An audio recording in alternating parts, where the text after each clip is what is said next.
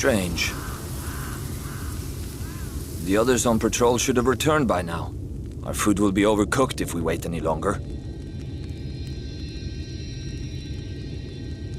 We will just have to start without them.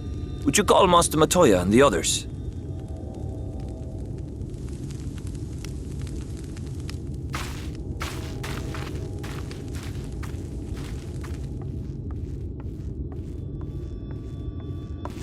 I tire of these games, Urianger. Why do you pretend you cannot see it?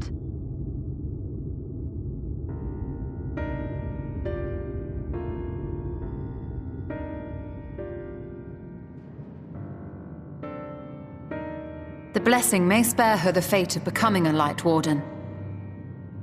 But you cannot be blind to the nascent corruption. She is not as she was in the Source.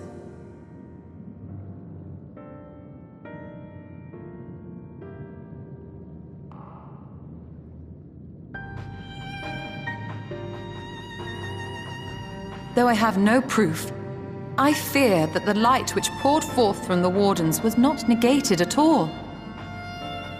I fear it was absorbed, that she has been suffused with their light.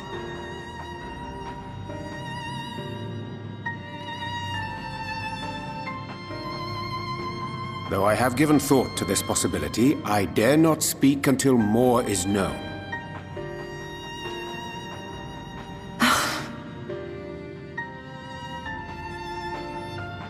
By the time you deign to enlighten us, it may be too late, if it is not already. Urianger, I know full well, after all these years, that you have only the best of intentions. But that does not make it any easier to put my faith in a man so infatuated with secrecy. I have had my suspicions ever since the Exarch bade you speak that day. But now I must ask. The 8th Umbral Calamity and all that followed. Everything you claim to have seen. Did you?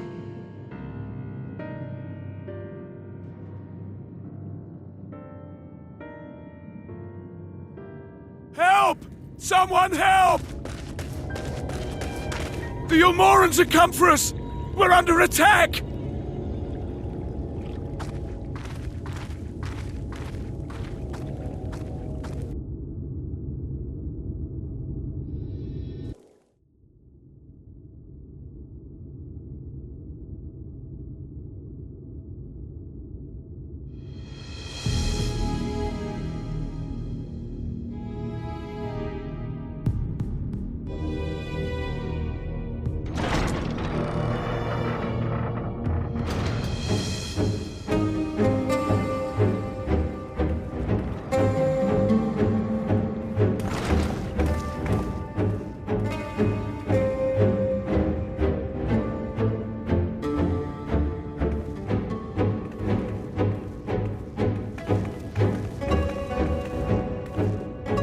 Lord Forthry, how good it is to see you. How long has it been? Not since your inauguration, unless I'm mistaken. Too long, at any rate. May I say how humbled I am to be invited not only into your city, but your home. You are as generous as ever. And you as disingenuous. Let us dispense with the pleasantries. This merry band of dissidents people are calling Warriors of Darkness. They have slain Sin-Eaters, and by all accounts the Crystarium is complicit in their villainy. And now I hear reports of your people obstructing my soldiers, so I must ask, what exactly do you think you are doing? I might ask you the same thing. It should be clear, even to you, that defeating the Light Wardens represents the world's only hope of survival. Even now, the people of Lakeland and Ilmeg rejoice in the return of night. For 100 years, they yearned for a means to fight back against the Sin-Eaters, and at last they have found one. Yet you choose to stand idly by and do nothing. Why? Why? Because this hope you cling to is nothing more than a fever dream, an exercise in futility. Even should you slay the Sin Eaters, the world as we know it is beyond salvation. With what little land and resources remain, the people would be free only to starve. Before long, they would turn to violence, then to war, and ultimately usher themselves unto oblivion. They require a firm hand to shepherd them from the edge. The hand of a king, nay, a god. I will see their dreams fulfilled, their wishes granted. I will give them peace, order, and they shall never want for bliss.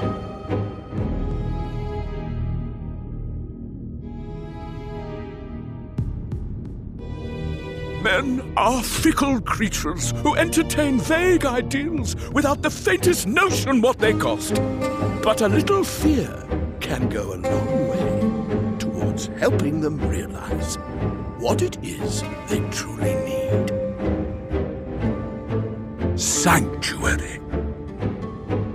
And they shall find none in this world save that which I afford them. That is why the Sin Eaters exist. To unite the world under my dominion.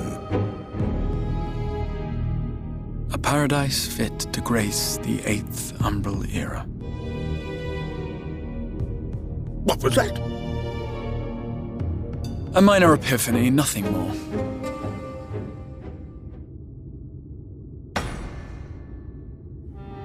You have always held sway over those around you. Those who defy you must submit or die.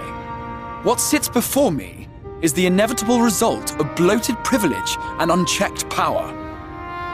But man is more resilient than you think. His achievements are not the product of violence and bloodshed, but compassion and understanding. This calamity is but another crisis to be overcome, and we will, once we eliminate the Sin Eaters. You poor deluded fool. These people care not for the morrow. They care only for the now, and the contentment they lack. What good is a paradise to them if it is 1,000 years in the making, or even 100? You underestimate them, Lord Forthry. They see further than you think. I have beheld it in the blood and sweat and tears of those who would sacrifice everything for a future they may never know, that their children may never know. I have beheld it in the hopes and dreams of those who came before, which we bequeath to those who come after, that they might in turn build upon the foundations laid by our forebears. These are the bonds which hold man and his world together, not your gilded chains, and I will resist your every effort to shackle him. In summary, you will continue to support the villains hunting my Sin Eaters? With tremendous enthusiasm, for I have faith in the future they would build.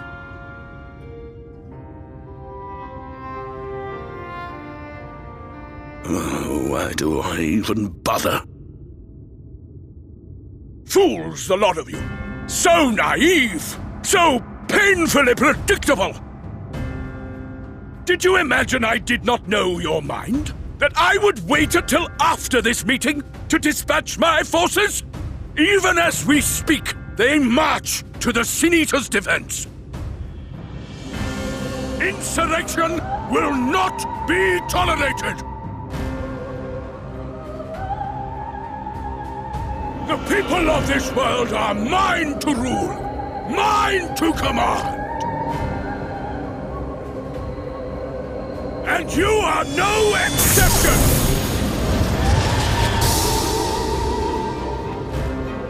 What?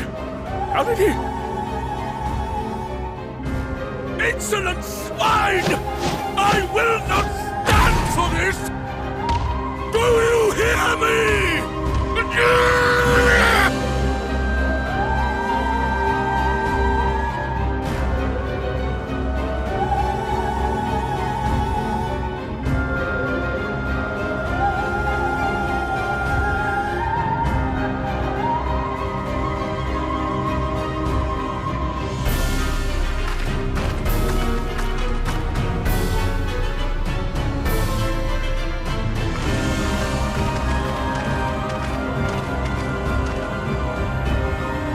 speak for the Knights Blessed?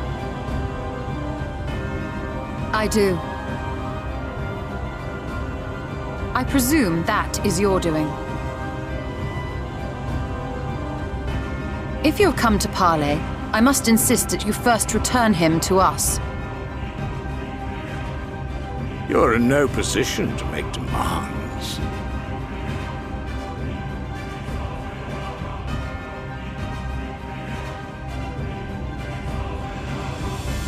By Lord Vorthry's decree, Raktika now falls under the governance of Yulmore.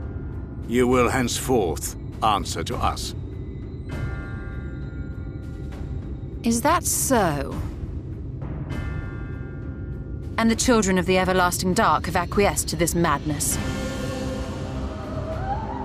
We have reached an accord, yes. Too many times have the Knights Blessed shunned Yulmore's overtures of friendship. The risk that you harbor hostile intentions has grown too great to ignore.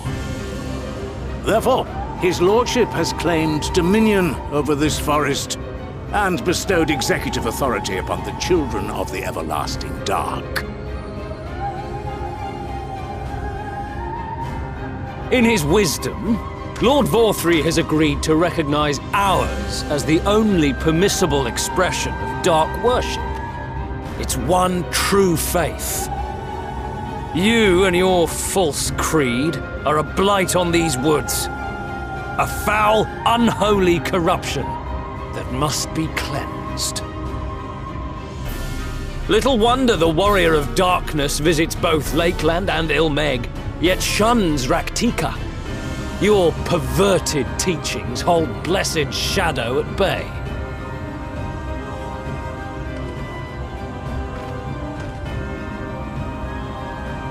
You have accepted the yoke of Yulmore to spite us, then? Fools! Darkness will never return to these skies while they hold sway. Those of you minded to obey his lordship are to make for Woven Oath with all haste. We will leave you, but you may have time to prepare. Woven Oath? Are you suggesting we abandon our faith to join those zealots? What has your faith afforded you thus far? Nothing! We will guide you along the righteous path. And should we refuse?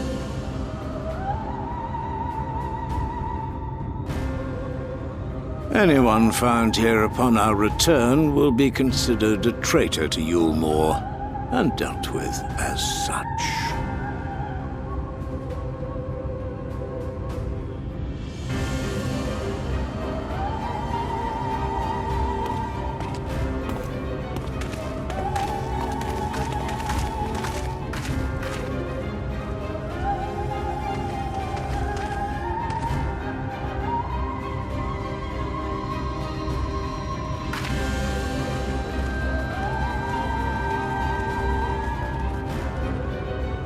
We will discuss these developments after I have tended to our casualty.